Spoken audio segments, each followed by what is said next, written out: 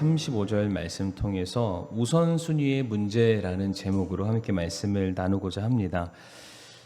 이 시간 또 저희들이 고린도전서 7장 전체 말씀은 다 읽지는 않았습니다. 그런데 7장 말씀을 우리가 보게 되면은 결혼에 대해서 혹은 독신에 대해서 그리고 기혼자와 미혼자에 대한 여러 많은 상황들에 대해서 다루고 있음을 우리가 볼 수가 있습니다. 요즘처럼 결혼을 하지도 않고 결혼을 해도 자녀를 갖지 않고 결혼을 했다 하더라도 쉽게 이혼하는 이러한 시대에 우리가 꼭 읽고 우리가 반드시 적용해야 될 말씀이 고린도전서 7장의 말씀이라고 저는 믿습니다. 자, 그런데 이 7장 전체의 말씀을 우리가 잘 살펴보게 되면은 어떻게 하는 것이 좋은 결혼이다, 어떻게 하는 것이 부부 관계에 도움이 된다는 그런 보편적인 가정 생활을 위한 권면의 말씀은 아니라는 것입니다. 말씀을 잘 보면 결혼을 하더라도 혹은 독신으로 살더라도 그것 때문에 하나님을 섬기고 하나님을 사랑하는 일에 있어서 너희는 절대로 소홀히 해서는 안 된다. 이게 바로 핵심 구절이 되겠습니다. 몇 가지 예를 한번 같이 말씀을 보면서 찾아볼 텐데 우리 성도님들 성경책을 보시면서 따라와 주시길 바랍니다. 먼저 고린도전서 7장 5절 말씀 보시게 되면은 부부 사이의 관계 때문에 금식하는 것과 기도하는 일에 너희가 소홀히 해서는 안 된다라고 말씀을 하십니다. 그러니까 각자가 자신의 믿음을 바로 세우기 위해서 너희가 영적인 시간을 반드시 확보해야 한다라는 말씀이 5절에 기록되어 있고요. 이번에 15절 말씀을 한번 보시게 되면 부부 사이가 좋지 않은 경우 서로가 감정을 앞세워서 다투거나 그로 말미암아 서로가 갈라서는 것보단 너희는 하나님께 화평을 이루도록 부르심을 받은 자들이니까 감정을 앞세우거나 기분을 앞세워서 관계를 깨트리고 파괴하는 것이 아니라 너희가 서로를 용납해야 된다. 서로를 버리지 말아라. 받아주어야 한다. 그것이 하나님의 뜻을 이루는 것이다 라고 말씀을 하고 계십니다. 22절 말씀을 한번 보시게 되면 거기에는 독신에 대한 말씀이 있습니다. 그런데 그 독신이라 함은 너희가 그냥 원하는 대로 살아도 된다. 그냥 남편에 대해서, 아내에 대해서, 자녀에 대해서 그 의무에서 해방감을 가져라 라는 그런 말씀으로 주신 것이 아니고 오히려 너가 혼자 삶으로 말미암아 너희들의 삶의 자유함을 얻게 될 것이다. 그러나 그 자유함이 너에게 주어졌다고 해서 허랑방탕하게 보낼 것이 아니라 주어진 시간을 이제 하나님의 부름받은 종으로서 더욱더 매진하는 삶을 너가 반드시 살아야 한다라고 말씀을 하십니다. 제가 간단하게 요약을 해서 말씀을 드리는 겁니다. 그러니까 너희가 어떠한 상태에 놓여 있든지 간에 하나님께서 말씀하시기를 너희들의 삶의 포커스, 핵심은 무엇이냐면은 어떻게 하면 주를 더 기쁘시게 할까를 너희가 생각해야 된다라고 가르치고 계십니다. 그래서 17절 말씀 한번 보시겠습니까? 고린도전서 7장 17절 말씀 보면은 이와 같은 부부 관계, 가족의 관계를 쭉 말씀하시다가 뜬금없이 17절에 오직 하나님께서 각 사람에게 나누어 주신 대로 주께서 각 사람을 부르신 대로 그는 걸을지니라 라고 말씀하고 계십니다. 내가 누구의 남편이고 누구의 아내이고 누구의 자녀라고 불려지는 것도 중요하지만 그보다 앞서 하나님께서 우리 각자를 만드시고 우리 각자를 이 땅에 보내신 사명과 목적이 있음을 기억하라. 그게 중요하다라고 우리에게 말씀하고 계십니다. 이 시간 찾아보진 않지만 로마서 2장 말씀 보게 되면 하나님께서 각 사람을 그 사람의 행위대로 심판하시겠다, 갚겠다라고 말씀하십니다.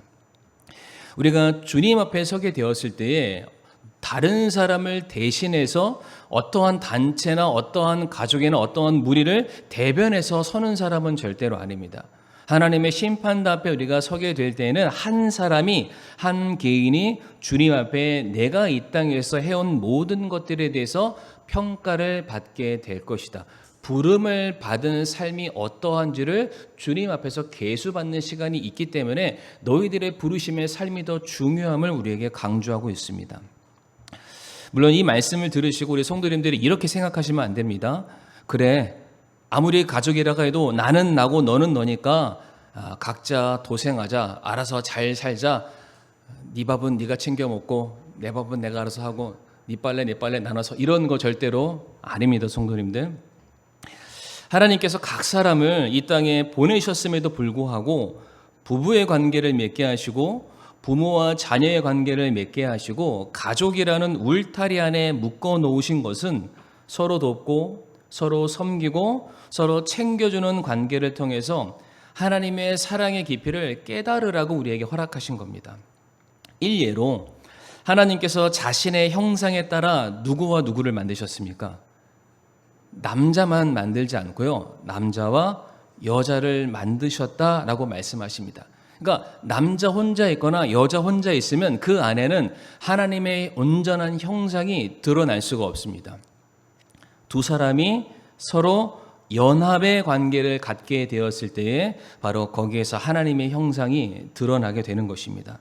서로 돕고 도와주고 서로의 존재를 귀하게 여기고 목숨처럼 아끼는 그런 관계를 통해서 어떻게 하는 것이 하나님을 존귀하게 하는 것이고 어떻게 하는 것이 하나님께 기쁨을 돌려드리는 것인지를 그런 관계적인 사이를 통해서 사람들이 깨달아 가게 된다는 것이죠. 이렇게 소중한 관계, 부부의 관계 혹은 부모와 자녀의 관계, 이런 게 굉장히 중요합니다. 그럼에도 불구하고 이와 같은 관계보다 앞서는 관계가 있는데 바로 우리와 하나님과의 관계라는 것을 오늘 본문이 우리에게 분명히 명시해주고 있습니다. 오늘 본문에는 나와 있지 않지만 부부관계, 부모와 자녀 관계보다 더 중요한 우리 목숨보다 하나님의 관계가 더 중요함을 누가복음 14장 26절과 27절에서 말씀하고 계십니다. 누가복음 14장 26절, 27절 말씀 우리 성도님들 앞에 화면을 보시면서 같이 한번 읽어보도록 하겠습니다. 시작. 어떤 사람이 내게 오면서 자기 아버지나 어머니나 아내나 자녀나 형제나 자매나 참으로 자기 생명도 미워하지 아니하면 능히 내 제자가 되지 못하고 누구든지 자기 십자가를 지고 나를 따라오지 아니하는 자도 능히 내 제자가 되지 못하리라. 아멘. 부부관계, 부모 자녀 관계, 이것보다 더 중요한 내 목숨까지도 내가 내려놓지 않는다면 나와 하나님과의 관계가 온전하게 관계가 성립될 수 없다라고 말씀을 하고 계십니다. 특별히 성도님들 이 누가복음 14장 말씀, 주님께서 이 말씀을 제자들에게 이와 같은 말씀을 하셨던 한 가지 전제가 있는데 이 위에 있는 14장 상반절의 말씀 보게 되면 예수님께서 한 가지 비유의 말씀을 제자들에게 하시게 됩니다. 그게 뭐냐면 한 부자가 자기 집에 맛있는 음식들을 쫙 배설해 놓습니다. 그리고 수많은 사람들을 초청을 하는 그 장면이죠. 그래서 종을 보내서 사람들을 초청했는데 그 초청에 응하는 사람들이 한결같이 하는 말이 못 가겠습니다 라고 말합니다. 어떠한 사람은 내가 땅을 샀으니까 그 땅을 보러 가야 됩니다. 어떠한 사람은 내가 소를 샀으니까 소를 한번 시험해 봐야 됩니다. 어떠한 사람은 내가 결혼했으니까 내가 집에 가서 내 가족을 돌봐야 합니다. 누구도 그 주인의 초대에 응하지 않습니다. 성도님들, 왜 그들이 주인의 초대에 응하지 않았던 것일까요? 그들의 입장에 있어서는 지금 땅을 보고 지금 소를 확인하는 것이 그들에게 더 유익한 일이라고 생각했기 때문입니다. 그래서 반대적인 입장이죠. 지금 부자의 초대는 그들의 유익함을 막아서는 올무처럼 여겨졌던 것입니다. 성도님들, 오늘 본문 말씀 다시 한번 보시겠습니까? 오늘 본문 고린도전서 7장 35절 말씀을 보시게 되면 내가 너희 자신의 유익을 위해 이 말을 하노니 이것은 내가 너희에게 올무를 놓고자 함이 아니요 다만 합당한 것을 추구하게 하며 너희가 흐트러짐 없이 주를 섬기게 하려 함이라 라고 되어 있습니다. 그러니까 주를 섬기는 것이 합당하다, 주를 섬기게 하는 것이 너의 삶에 올무를 걸리게 하거나 장애물을 두거나 너를 방해하거나 너를 힘들게 하려는 것은 절대로 아니다 라고 말씀을 하고 계십니다. 지금 하나님께서는 우리가 섬기는 모든 일들, 우리가 하나님을 바라보고 하나님을 내 삶의 가장 우선순위로 놓는 그 일들에 대해서 그것이 너희에게 유익합니다라고 말씀을 하고 계십니다. 저희가 지난 주일 오전에 함께 말씀을 나누면서 제가 여러 차례 강조했던 부분이 있는데, 하나님께서 바울을 자신의 종 휘페르테스라고 부르셨을 때에는 단순히 그를 자기의 노예요 착취하는 일꾼으로 부른 것이 아니다라고 말씀을 드렸습니다. 자격 없는 죄인 중에 괴수를 데려다가 지금 주님께서는 자신의 영광에 참여시켜 주셨고요, 상속 유업의 기쁨을 누릴 수 있는 동역자요 동료로서 사도 바울을 불러주셨습니다. 그러니까 바울이 그것을 알기 때문에 내가 주를 위해서 기꺼이 내 모든 것을 드리겠습니다 라고 고백할 수가 있었던 것입니다. 그러므로 주의 일에 헌신한다라는 것은 단순히 일하는 그런 차원이 아니라 내가 그 기쁨에 참여하는 일이기 때문에 이거는 절대로 올무다라고 말할 수가 없습니다. 이것은 오히려 기회입니다. 특권입니다. 어떤 유명한 연예인이 시상식 때 이런 말을 했습니다. 내가 한 건 아무것도 없습니다. 다른 스태프과 감독들이 밥상을 다 차려놨는데 나는 그 위에 숟가락 하나 얹어 놓았을 뿐입니다. 그냥 숟가락 하나 얹어 놓았는데 내가 그 놓는 순간 그 잔치의 주인공이 돼버린 거예요. 마찬가지입니다. 지금 주님께서 모든 것을 다 차려놓으셨습니다. 각본, 연출, 디자인 모든 것들 주님이 다 해놓으시고 그냥 거기에 대본까지 얹혀주시면서 우리를 주연으로 세워주신 거예요. 실제로 우리는 한 게 아무것도 없죠. 그런데 그 일에 참여했다고 우리에게 그 영광을 다 나눠주시게 되죠. 그러니까 그 일에 참여한 사람들은 뭐 이렇게 힘든 일, 귀찮은 일, 복잡한 일, 무엇인가 희생하고 헌신한 일을 시켜 우리가 투정 부릴 것이 아니라 오히려 감사해야 됩니다. 그러니까 몸둘 바를 몰라야 됩니다. 그 일에 참여했다라는 것이 내게 너무나도 큰 자랑처럼 여겨져야만 합니다. 그런데 대부분의 사람들이 주를 위해서 헌신하는 것을 내게 유익이라고 생각하는 것보다 오히려 그것이 내 시간과 내 에너지와 내 물질을 빼앗아가는 올무와 같은 것으로, 부담스러운 것으로 여길 때가 참 너무나도 많다는 사실입니다.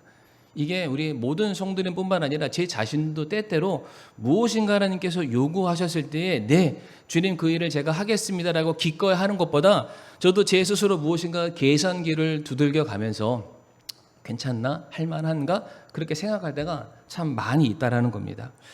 우리가 이 비근한 예를 성경에서 하나 찾아볼 수가 있는데 바로 한 부자 청년의 이야기가 될 수 있습니다.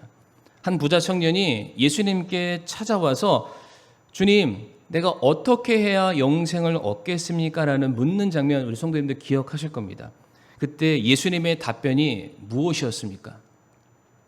네가 가지고 있는 모든 재산을 팔아서 가난한 사람들에게 나누어 줘라.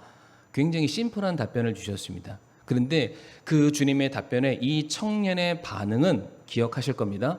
근심하며 돌아갔다라고 성경은 말하고 있습니다. 성도님 한번 잘 생각해 보세요. 영생이라는 것과 이 청년이 가지고 있는 얼마간의 재산은 이게 서로가 비교가 될 수 없는 겁니다. 왜냐하면 만약 이 청년이 영생을 얻어서 영원한 삶을 살게 된다면 그 영원한 삶을 시작하는 순간부터 그가 벌어들이게 될 돈이 그가 젊은 청춘의 시절 잠깐 번 돈보다 훨씬 더 많기 때문이에요. 그러니까 조그만 것을 버리고 더 많은 것을 얻을 수 있는 기회가 그 사람에게 주어진 겁니다. 돈의 측면에만 놓고 말씀을 드리는 거예요. 그러니까 절대로 비교할 수 없는 선택지였는데 그 청년은 그것을 선택하지 못합니다. 왜? 지금 당장 손해보는 게 싫었던 겁니다.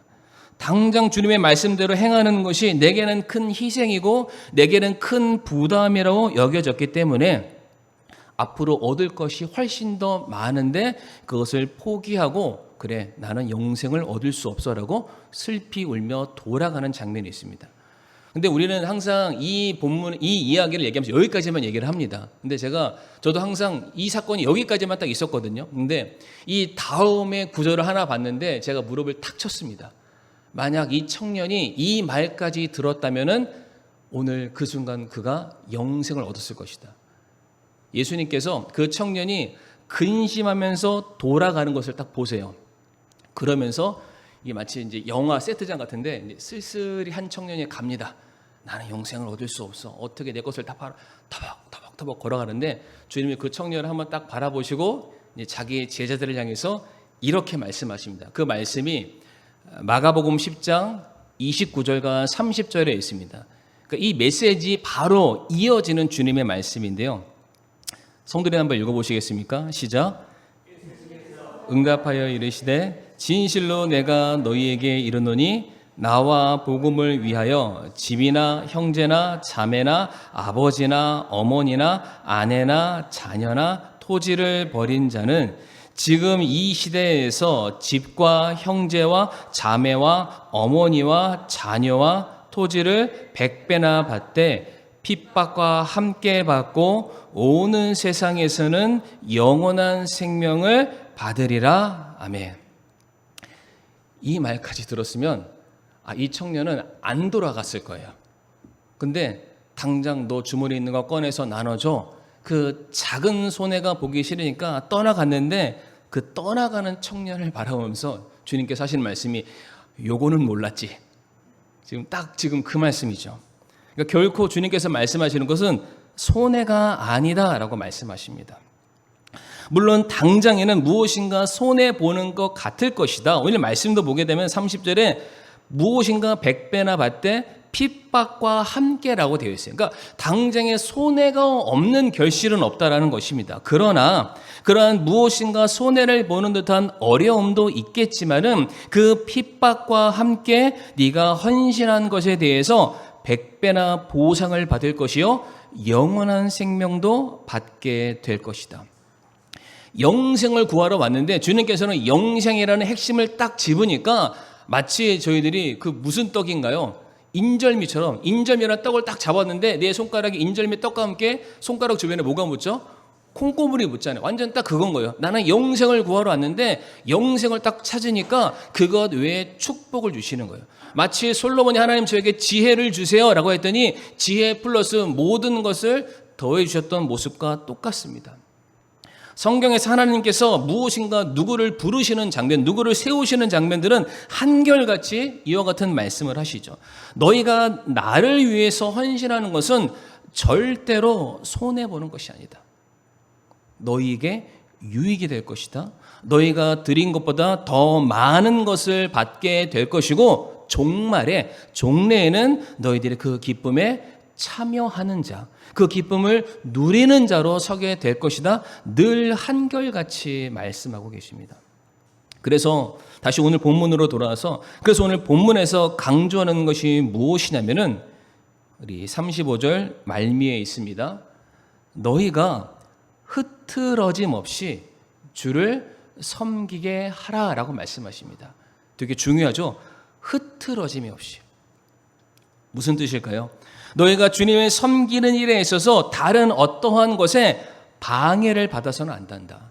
가치 없는 일에 너희들의 마음을 빼앗겨서는 안 된다. 남 눈치 보느라 내가 얼마나 희생하고 얼마나 헌신하는지 그 계산하느라 너에게 주어진 이 특권과 기회를 놓치지 말아라. 남과 비교하지 말아라. 그저 주님께서 너를 부르신 그 일들에 있어서 딴 마음 품지 말고 부르심에 합당하게 흐트러짐 없이 온전하게 주님을 섬겨라 라고 말씀하십니다.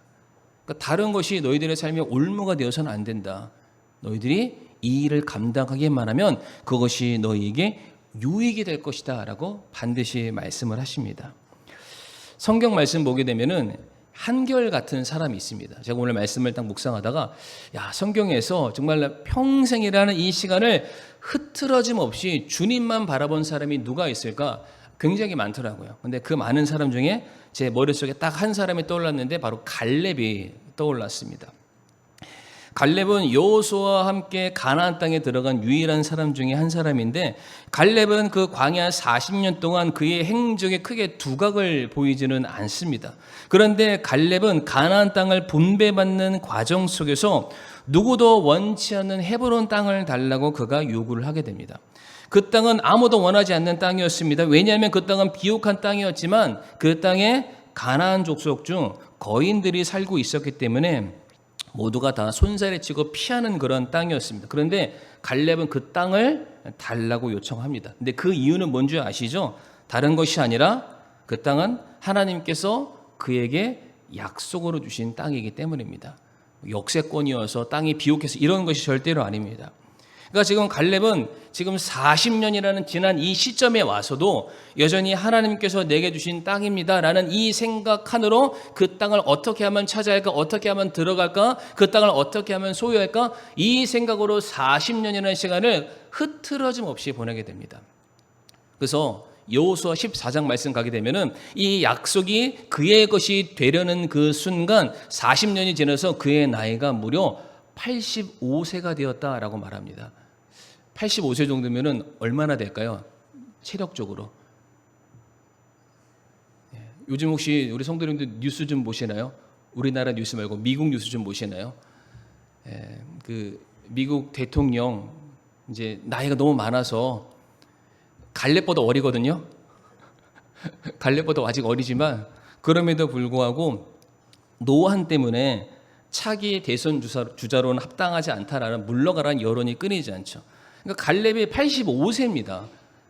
이 모세 때 사람이 인생이 70이요 강건하면 80인데 그 80까지도 넘어선 그런 나이입니다. 근데 갈렙이 여호수아 14장 10절과 12절 말씀 보면은 뭐라고 얘기를 하냐면 40년이라는 시간이 지났지만 나는 여전히 한결같다라고 말합니다.